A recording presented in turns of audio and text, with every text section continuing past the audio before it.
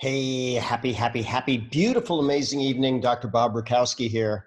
Hey, wanted to go Facebook Live, but some technical difficulties didn't allow that to happen. But let's just talk about this coronavirus pandemic, if you want to call it that. Certainly, there seems to be a lot of chaos that's being generated.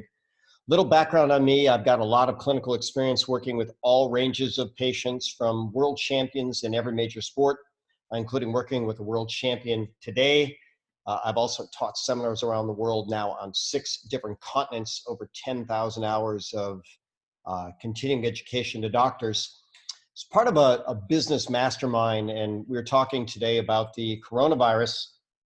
And basically, what was said was, whether this is a real pandemic or people are just creating panic, there's absolutely going to be huge impact from this. So businesses are going to lose quite a bit. People are going to lose quite a bit. Even the stress itself may cause problems.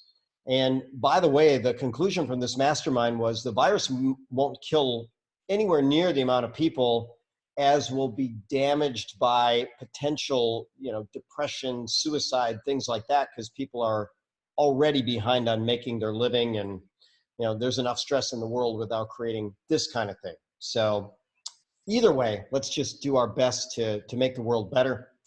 When you start talking about mastermind, Napoleon Hill wrote about that. But one of the things he said is you want to consult with people whose opinions you respect and who you admire. So our ultimate conclusion was honor everybody, no matter where they are. Politics don't matter. Religion doesn't matter. If people are frightened, honor them and try to give them hope and joy and peace, and certainly add value wherever you can. People are going to suffer economically, and if your health is in trouble, you're the one that's vulnerable to any virus. So I like this from Harvey Mackay. His book is Dig Your Well Before You're Thirsty. And it's really good advice. I'm reading his most recent book. You haven't hit your peak yet. It's an awesome book for people that like to read. But he said the title of every book he written could have been basically Prepare to Win. So we certainly want to help people prepare to win. Stephen Covey and his 7 Habits of Highly Effective People, number 1 habit was be proactive. So here's what I like to say. I call these the Rakowski rights. You've got to eat right, drink right, think right, move right, sleep right, poop right, talk right to earn the health that you want. Keep in mind, we're also mental, physical, emotional, spiritual, social, financial, and impactful beings. And why not achieve excellence in all those areas of life? So when it comes to eat right, the Global Nutrition Report says every country on planet Earth right now suffers from malnutrition. So the good news is we have enough food to provide food for everybody. That's not the issue. Distribution is the issue. But probably a bigger issue, and if we look at these big people, is what's called overconsumption, undernutrition. Since our food doesn't have as much nutrition in it anymore, people are always hungry. So I co-lecture with this individual. His name is Barry Sears. He wrote the book, The Zone. I don't know why that didn't come up, but let's try that again. I co-lectured with him in Southern Florida in the early 2000s, and he put up the USDA food pyramid. And here was his quote: "If ever there was a terrorist-like plot designed to destroy the health of the world, this would be it." He was talking about the USDA food pyramid with 9 to 11 servings of processed carbohydrates at the base. So I created my own nutrition pyramid. At the base is nature's foods or God's foods. Then we have superfoods. These are foods that have all of the fabulous 50, all the vitamins, minerals, amino acids, proteins, carbohydrates, fat, fiber, and water at a dose that makes a difference. There's a website called superfoodforsuperhealth.com. You can look at it. Reishi mushroom is the top superfood according to that. Then they have things like aloe and acai berry and spirulina algae, and even honey and blueberries are considered superfoods. Medical foods, those are things that we use in clinical practice as functional medicine practitioners that are healthy, clean foods designed to move the body's health in a certain direction, like seal and heal the gut or modulate the inflammatory process or detoxify, things like that. Then cover your bases with a high quality multivitamin, multimineral, omega-3s. I've always taught my students they prevent heart attack, stroke, and cancer by 13 different mechanisms. Probiotics, we want good bugs in our gut because there's more of them than us. And then the top of the pyramid, we have a combination of vitamin D3 and K2.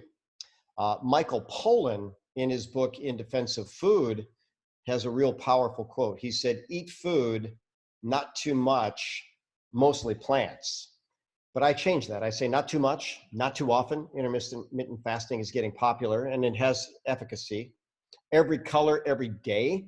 That way you get the whole balance of nature's nutrients in a way that honors your genetics, your physiology, and your health goals. While we're talking about the immune system, there's a PubMed study that says that as blood glucose goes up, immune function goes down. And one of the sad realities is diabetes is a cause of amputation. Why? Because the circulation is altered, the immune system is altered, and then often the limb becomes infected to a point of no return. So what does this have to do with any virus? Well, sugar suppresses the immune system. If you're worried about your immune system, certainly don't consume processed sugar. When it comes to drink right, we know that the earth is 2/3 water, our body is 2/3 water, and 2/3 of the water should be inside of our cells. I like nutrient-rich water. So when you have healthy fruits and vegetables, they're over 90% water. You can certainly add fruits or vegetables even to water and make juices with them. And I'm a huge fan of healthy coffee and tea. Lots of people drink coffee and tea, so I use coffee and tea that's actually infused with the superfood Ganoderma as a real nice immune enhancing product. I've done over 10,000 analysis called bioimpedance analysis in my clinic, where I actually look at the hydration status of every category of patient. And what I learned is that most people out there are actually dehydrated. Now, again, 2/3 of the water that's in our body should be inside of our cells, and it actually takes nutrients to draw water in the cells, whereas toxins draw water from the cells. So with toxins drawing water out and not enough nutrients pulling water in, we have people that actually are functionally dehydrated. And then, of course, again, a huge fan of coffee and tea that can be good for the immune system. Why? Because people drink it every day. They don't need to be reminded. People that don't drink straight up water often drink a ton of coffee. Why not make a better choice? So when it comes to think right, one of the things we know about the brain is that when the brain is under stress, it doesn't function well. And when the brain perceives stress, one of the things that happens is that the immune system is actually shut down. So natural killer cells, that's what NK cells stand for. Those are the ones that are most affected by the effects of chronic distress. And natural killer cells kill cancer cells. They also kill viral infected cells. Fascinating study, 40 years long, over 7,000 students. They found that optimists live longer. In fact, pessimists had a 42% increased risk of dying at any time. So it's probably a really good idea to stay optimistic, really in all cases. I'm definitely an optimist and promote that. When it comes to move right, they gave a series of rats the flu. And then they broke them into 3 different groups. One group got to sit on the couch and do nothing. 57% of those rats died. One group did moderate exercise. They got on a treadmill, easy walk for about 30 minutes. Only 18% of those rats died. And then they put rats on a treadmill and made them run really, really hard for 2 hours. 70% of those rats died. So there's a sweet spot for exercise, and it's not nothing and it's not too much. But moderate exercise for you is going to be good. And how can we take that up another level? Get outside. We know that plants release something called phytoncides, and these are the plant's immune system, and it actually has human immune benefit. When it comes to sleep right, the world leading authority on peak performance is Anders Ericsson. And he says the best of the best of the best slept 8.6 hours a night. So I'm a big fan of sleep. But here's a study from the Archives of Internal Medicine that showed that when people sleep less, they get more infections. The mechanism is pretty simple. I tell my patients, if you're not running on rest and recovery, you're running on stress hormones, and stress hormones are immunosuppressive. When it comes to poop right or eliminate right, the bowels are only one path of elimination. The lungs are a path, the skin is a path, the lymphatic system, the liver and kidneys work together. All of those should work well. But nearly everybody can complete this phrase. Cleanliness is next to godliness. And the goddess of good health in ancient Greece was actually Hygeia. So hygiene has been associated with great health for thousands of years. Hand washing, by the way, is a proven strategy to prevent infection and infectious disease. So it's interesting if you look at the story of hand washing. There was a doctor named Ignaz Semmelweis, and he actually suggested that doctors in teaching hospitals should wash their hands between performing an autopsy and delivering a baby. You can read the story or look that up, but it's a pretty interesting thing. He was so criticized that he was actually thrown into an insane asylum where he died at age 47 for, suggesting something so ridiculous. But this German philosopher, Schopenhauer, says basically whenever there's a new idea or a new truth, first it's ridiculed, then it's violently opposed, and then finally it's accepted as self-evident. So I want you to just do a little homework and go look back at the SARS epidemic or the Ebola epidemic or the H1N1 epidemic or whatever epidemic you want to know. And they all had a very short phase. They peaked and fell. They peaked and fell. Look at the data about China where this started, that Wuhan region, 11 million people in that region.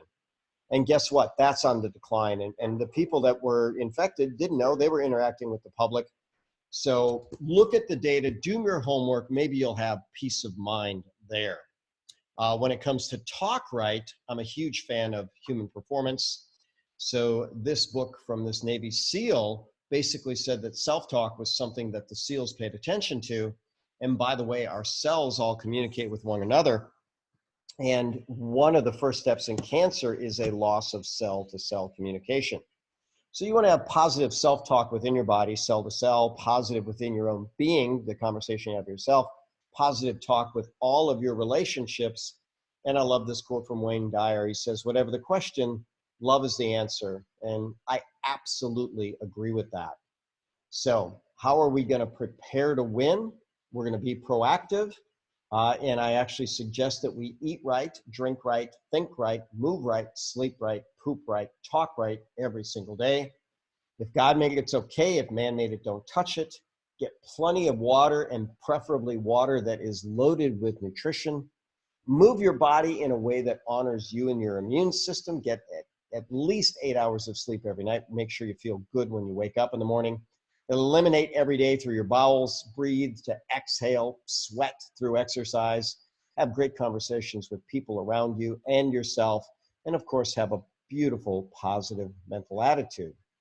And to take it to the next level, know that we're mental, physical, emotional, spiritual, social, financial, and impactful. And why not excel in every one of those areas in our life? And again, the mastermind group that I'm in said basically this: honor everyone, every time, in every way that you can, and add value whenever you can. We're all going to get through this just like we do always, but make sure that we're exceptionally loving to ourselves and those around us. I'm Dr. Bob Rukowski, absolutely knowing that we can all be happy, healthy, and successful.